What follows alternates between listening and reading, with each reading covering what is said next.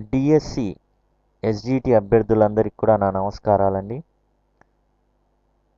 So SGT సిలబస్లో అండి and English part 5లో language 2 English 3rd to 8th అండి 3 నుంచి 8 క్లాస్ వరకు టెక్స్ట్ బుక్లు ఇవ్వడం జరిగింది. అండ్ ఇందులో భాగంగా ఏమి ఇచ్చారంటే నోట్ మేకింగ్ అనేది ఒకటి ఉందండి. నోట్ మేకింగ్ అనేది ఇవ్వడం జరిగింది. సో ఇంగ్లీష్లో నోట్ మేకింగ్ అయితే మీకు 6th 7th 8th ఎక్కడా కూడా నోట్ మేకింగ్కి సంబంధించి టెక్స్ట్ బుక్లు అయితే లేవండి. కానీ చూడండి difficulty level up to 10th class అన్నాడు. అయితే ఇది 9th క్లాస్లో నోట్ మేకింగ్ ప్రాసెస్ అనేది ప్రభుత్వం వారు ఇచ్చిన పాఠ్య పుస్తకాల్లో ఉన్నదండి. సో అందులో దాన్నే నేను తీసుకొని మీకు ఇప్పుడు వివరించబోతున్నాను. నోట్ మేకింగ్ అనేది ఏదైనా నేను టెక్స్ట్ బుక్ పరంగానే నేను మీకు ఏదైనా వివరిస్తాను. ఏదైనా కానీ సిలబస్కి అనుగుణంగానే ఉంటుందండి. నా టీచింగ్ ఏది కూడా అవుట్ సైడ్ వెళ్ళదు. ఒకవేళ అవుట్ సైడ్ వెళ్ళేటట్టయితే మీకు ఖచ్చితంగా చెప్తాను.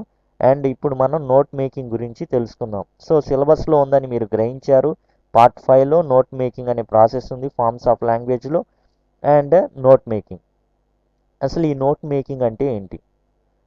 మనం సహజంగా అండి కొంత మీకు అర్థమయ్యేటట్లుగా ముందుగా కొన్ని ముందు మాట చెప్తాను. ఎందుకంటే మనకు అసలు ఏం చదువుతున్నామో మనకు తెలియాలి కాబట్టి ఇక్కడ ఉన్నది వివరించడానికైతే నేను సిద్ధమే.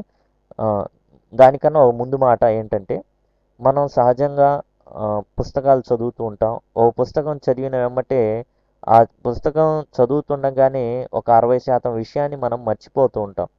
తర్వాత ఇంకో పుస్తకం తీయంగానే గతంలో ఏ పుస్తకం చదివామో కూడా మర్చిపోతుంటాం. అట్లా జరుగుతూ ఉంటుంది. జనరల్గా పిల్లలైతే మాత్రం 7 సబ్జెక్టులు దాకా చదువుతూ ఉండాలి. ఆ సబ్జెక్టులను మళ్ళీ వాళ్ళు పునశ్చరణ చేసుకోవాలంటే చాలా కష్టంగా ఉంటుంది. అందుకని వాళ్ళు ఏం చేయాలంటే నోట్స్ రాసుకోవాలి. ఆ నోట్స్ రాసుకోవడమే నోట్ మేకింగ్.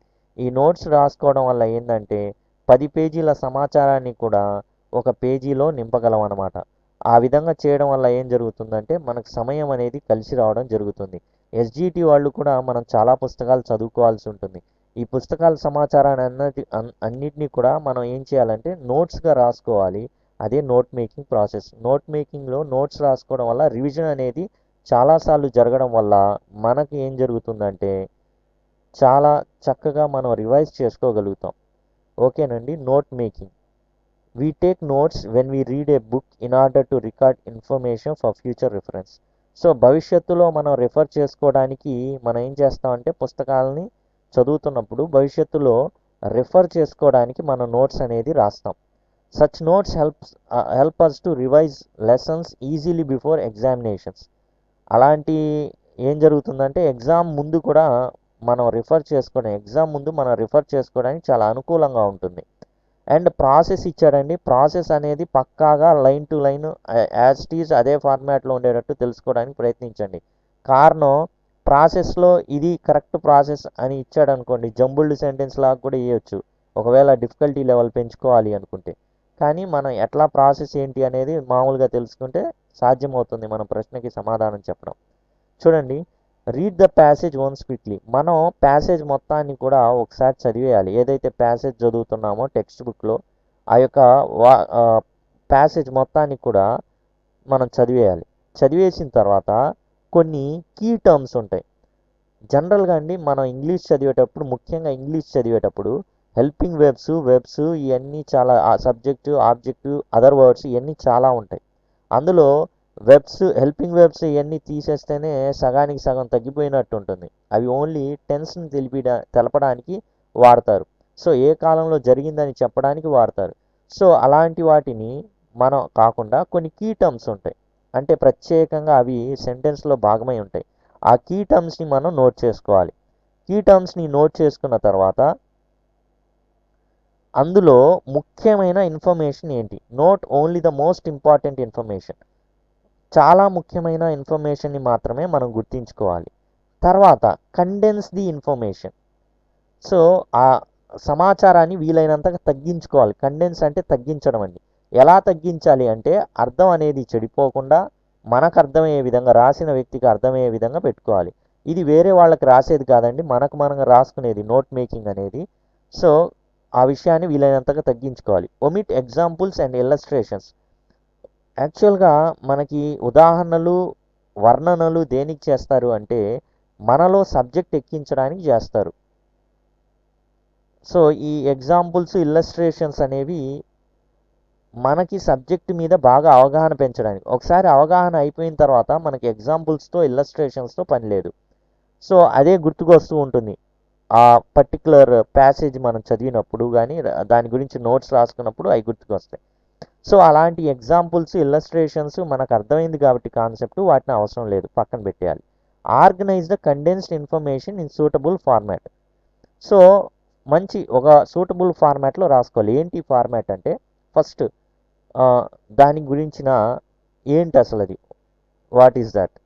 నెక్స్ట్ లాభాలేంటి, నష్టాలేంటి, హెడ్డింగ్స్, మనం చేయాల్సిన పనులేంటి, చివరి మాట. ఇట్లా అండి ఒక సూటబుల్ ఫార్మాట్లో దాన్ని రాసుకోవాలి వేర్వేరు సబ్ హెడ్డింగ్స్ కింద. రాసుకున్న తర్వాత టోటల్గా కీప్ ఏ సూటబుల్ టైటిల్, దానికి పైన ఒక సూటబుల్ టైటిల్ మనం పెట్టేసుకోవాలి. ఈ విధంగా చదివితే ఏం జరుగుతుందంటే చాలా చక్కగా మనం రివైజ్ చేసుకోవడానికి ఈజీగా ఉంటుంది. అయితే సమాచారాన్ని వీలైనంత కుదించుకోవడానికి కొన్ని వ్యూహాలు ఇవ్వడం జరిగింది. ఏంటంటే ఆ వ్యూహాలు, సపోజ్ 68 అని రాయాలి అంటే మీరు అంకెల్లో రాసేసుకోవచ్చు. ఇలా లెటర్లో ఇలా అక్షరాల్లో రాసే కన్నా అంకెల్లో రాసేస్తే మీకు స్పేస్ కలిసి వస్తుంది, మైండ్ కూడా త్వరగా గ్రహిస్తుంది. తర్వాత పెద్ద పెద్ద పదాలకు బదులుగా చిన్న పదాలని రాసుకోవడం. మ్యాథమెటిక్స్ బదులు మ్యాథ్స్ అని రాసుకుంటే సరిపోతుంది, అర్థమవుతుంది కూడా. సో ఈ విధంగా short substitutes for long words అనేది ఇంపార్టెంట్. ఎలా అడుగుతాడు ప్రశ్న అంటే this is one of the strategies for condensing information అనేసి ఇచ్చి ఈ ఏవైతే ఉన్నాయో వాటిలో ఒక దాన్ని ఇవ్వవచ్చు. లేదా this is not a strategy for condensing information, ఈ సమాచారాన్ని కుదించడానికి ఇది ఏమాత్రం ఉపయోగపడదు అనేసి ఇచ్చేసి ఒకటి ఏదో వేరేది ఇస్తాడన్నమాట అట్లా. తర్వాత యూజ్ రెడ్యూస్డ్ వెర్బ్ ఫార్మ్స్. చూడండి జనరల్గా ప్యాసివ్ వాయిస్ వాడుతూ ఉంటాం, రావణ వాస్ కిల్డ్ అనేసి. దాని బదులు రావణ కిల్డ్ అంటే అక్కడ మళ్ళీ Ravana killed by Ravana killed by Rama అట్లా. ఓకేనా, అలా రాసుకోవాలి. Killed instead of was killed. So was killed బదులు యాక్చువల్గా ఏం అవుతుంది, Ravana was killed by Rama, రావణుడు రాముడి చేత చంపబడ్డాడు. సో ఇప్పుడు ఏం రాస్తాం, రావణ కిల్డ్ బై రామ అట్లా రాసేస్తాం. దానివల్ల ఏం జరుగుతుంది, ఈజీగా మనం రివైజ్ చేసుకోవడానికి మాత్రమే ఉపయోగపడుతుంది. మళ్ళీ ఇందులో గ్రామర్ ఎలిమెంట్స్, నేను గ్రామర్లో పండితుడిని 100కు 100, this is not the case. మనం రాస్తుంది నోట్ మేకింగ్. నోట్ మేకింగ్ అప్పుడు ఏంటంటే చాలా ఒమిషన్స్ జరుగుతాయి. మన న్యూస్ పేపర్ హెడ్లైన్ ఉంటుంది, అందులో హెడ్లైన్లో ఎన్నో ఒమిషన్స్ జరుగుతాయి. ప్యాసివ్ వాయిస్ని చాలా దారుణంగా వాడేస్తూ ఉంటాడు. అలా అని తప్పని కాదు. సో గ్రామేరియన్స్ కొంతమంది ఉంటారు 100 to 100%. ఇదేం అవసరం లేదు. నోట్ మేకింగ్లో గ్రామర్ పాయింట్ ఆఫ్ వ్యూ అనేది చాలా వరకు ఒమిట్ చేయబడుతుంది. అండ్ తర్వాత అంటే దాన్ని సపరేట్గా ఉంటుంది ఆ grammar point of view. And next చూద్దాం, 2+ ఇన్ఫినిటివ్, 2+ V1 ఫామ్ని వాడాలి. ఎలా, ఇండికేట్ ద ఫ్యూచర్ టైం. ఇదండి జనరల్గా మనం ఏం చేస్తాం, I will do that work, నేను ఆ పని చేస్తాను. కానీ ఇక్కడ ఏం జరుగుతుందంటే 2+ V1 అనే ఫార్మాట్ ఏదైతే మనం ఉపయోగించడం వల్ల అది భవిష్యత్తును సూచించేటట్లు ఉంటుంది. Relief teams to help the people. Relief teams to help the people అంటే రిలీఫ్ టీమ్స్ ప్రజలను కాపాడడానికి లేదా ప్రజలకు సహాయం చేయడానికి రాబోతున్నాయి. అంతేగాని దీని relief teams will come to help people అనేసి రాయాల్సిన అవసరం లేదు. అదొకటి గమనించాలి. న్యూస్ పేపర్ హెడ్లైన్స్ కూడా ఇట్లానే ఉంటాయి. Next use abbreviations and acronyms. So Indian air force అని ఉంది, దానికి ఇండియన్ ఎయిర్ ఫోర్స్ అని రాయాల్సిన అవసరం లేదు, IAF అని రాస్తే సరిపోతుంది. ఆల్ ఇండియా రేడియో అని ఉంటుంది, దానికి మొత్తం రాయాల్సిన అవసరం లేదు, AIR అని రాసేస్తే సరిపోతుంది. ఇట్లా అబ్రివియేషన్స్, యాక్రోనిమ్స్ ఇట్లా మనం వాడుకోవాలి.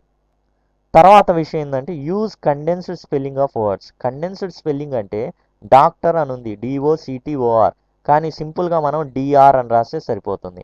డిపార్ట్మెంట్ అని ఉంటుంది, కానీ సింపుల్గా మనం DEPT అని రాస్తే సరిపోతుంది. కాబట్టి మనం గ్రహించాల్సిన విషయం ఏంటంటే నోట్ మేకింగ్ ప్రాసెస్ అనేది కొంచెం డిఫరెంట్ ప్రాసెస్.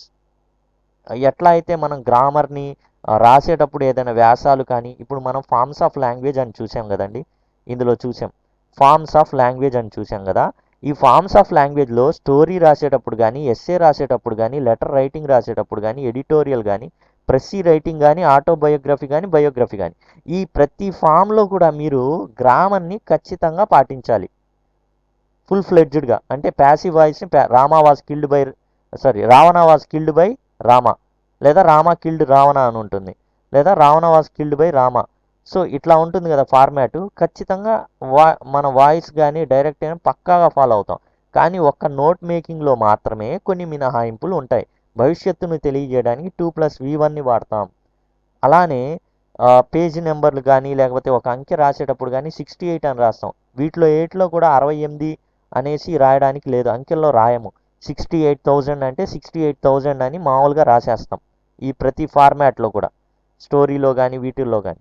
కానీ ఒక నోట్ మేకింగ్లోనే ఏంటంటే షార్టెన్ చేసుకోవడానికి ఉపయోగపడేది కాబట్టి దాంట్లో కొన్ని మినహాయింపులు ఉంటాయి. ఆ మినహాయింపులనే